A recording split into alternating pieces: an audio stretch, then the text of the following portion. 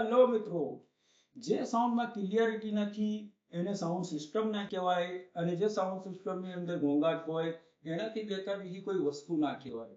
તો sound system કેવું હોવું જોઈએ?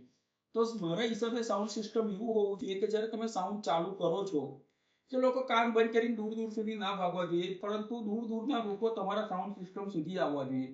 હવે તમને વિચાર થશે કે સાઉન્ડની અંદર વોલ્યુમ ના હોય તો પછી એનો મતલબ જ શું?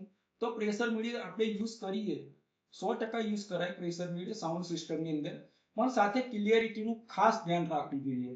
ઘણા મિત્રો કોમ્પિટિશનના નામે ખાલી ટ્રેનના ટ્રકના ભૂંગળા વગાડતા હોય છે, હોર્ન વગાડતા હોય છે, તો એનો કોઈ મતલબ નથી.